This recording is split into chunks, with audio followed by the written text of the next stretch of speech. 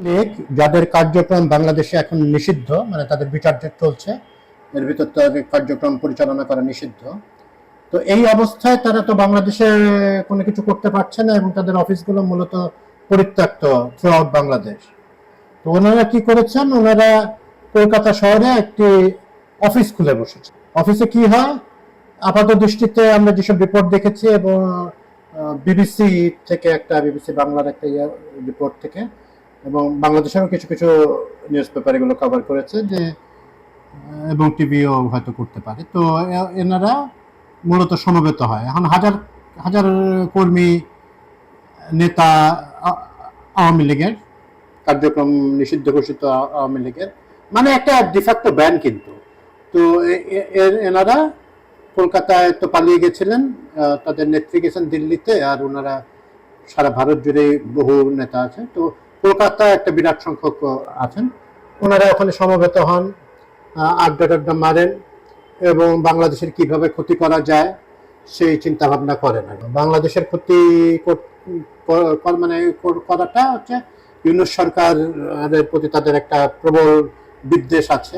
যদিও 5ই আগস্টের আগে পর্যন্ত ইউনূস সাহেবকে, ডক্টর মোহাম্মদ ইউনূসকে কিন্তু আমরা দেখি নাই যে কোনো ছাত্র নেতৃত্ব মানে আন্দোলন পরিচালনা বা এগুলোর কোনো কাজ করছেন। ওনার তো হাজিরা দিতে দিতে জান যেত।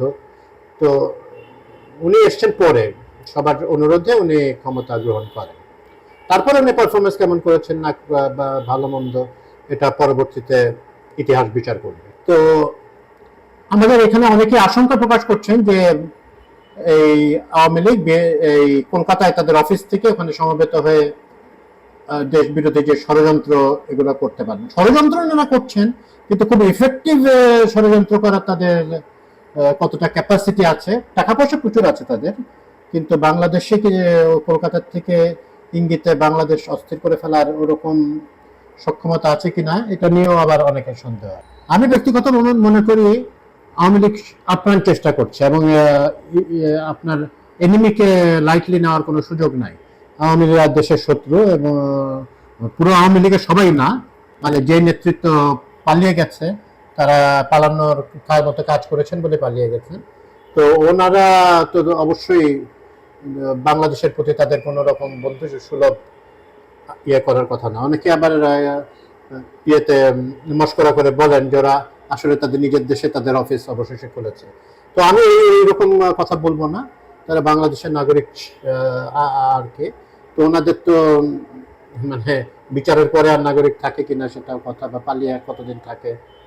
ইন্ডিয়া আবার আশ্রয় দিতে খুব মানবতা এখানে তাদের উঠলে উঠছে, যেখানে বাংলাদেশের বাংলাভাষী মুসলমানদেরকে ঘাট ধরে বের করে দিতে তাদের কোনো রকম মায়া লাগছে না, কিন্তু বাংলাদেশি এই বিভিন্ন অপরাধ করে যুক্ত মুসলিম আওয়ামী লীগারদের তারা দেশ থেকে মানে ভারতে আশ্রয় দিয়ে চলে।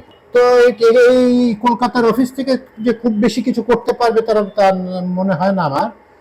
ওনাদের সংগঠন এখন দেশের ভিতরে খুবই দুর্বল।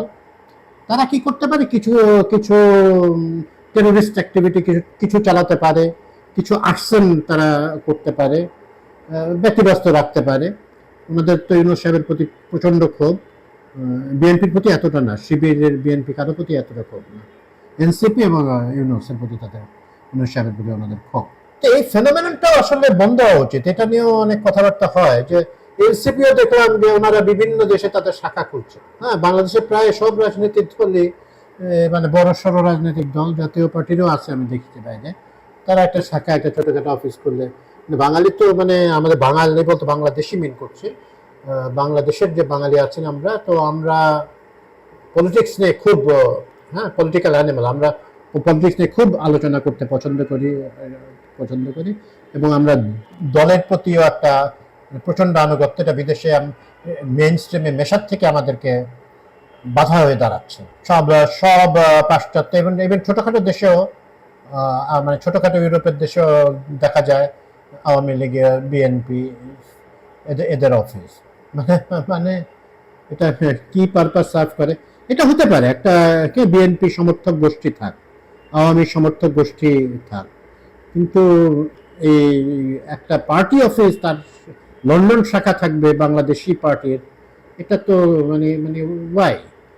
তো এটা ব্রিটেনের ইয়ের লেবার বা টরি কারোই কিন্তু বাংলাদেশে কোনো শাখা নাই, ইন্ডিয়ার কংগ্রেস বিজেপি কারোই কিন্তু বাংলাদেশে শাখা নেই। অন্যভাবে তাদের প্রভাব আছে বিভিন্ন রাজনৈতিক দলের মধ্যে, এবং সমর্থক গোষ্ঠীও নাই তাদের। এটা হতে পারে, বাংলাদেশে তো আর বিদেশিরা তেমন থাকেন না, কিন্তু অন্যান্য দেশেও এরকম কি আমরা তেমন দেখি না। এনসিপি আবার জয়েন করেছে এই এই ধারায়, ওনাদেরও দরকার। সাইপ্রাসেও দেখলাম যে তারা একটা তাদের শাখা খুলতে চায়। এটা আসলে বন্ধ হওয়া দরকার।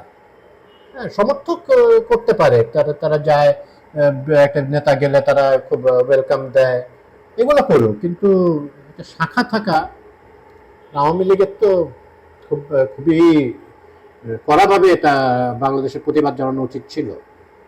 হ্যাঁ, বাংলাদেশ সরকারের, কারণ এখানে ক্রিমিনালদেরকে এক ইন্ডিয়া আশ্রয় দিয়েছে, তারা শেখ হাসিনাকে ফেরত দিচ্ছে না, এবং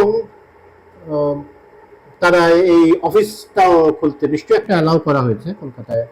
স্টেট গভর্নমেন্ট হোক, সেন্ট্রাল গভর্নমেন্ট হোক, কিছু তো পারমিশন নিয়েই তারা করছে। স্টেট গভর্নমেন্টেরই বেশি রোল থাকার কথা।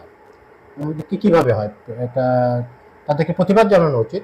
প্রতিবাদে যে ইফেক্টিভলি কোনো কিছু হবে, অফিস বন্ধ করে দেবে ওনারা, এমন হবে না, কিন্তু প্রতিবাদটা আমাদের তরফ থেকে জানিয়ে রাখা উচিত, ফর রেকর্ড হয়ে থাকে।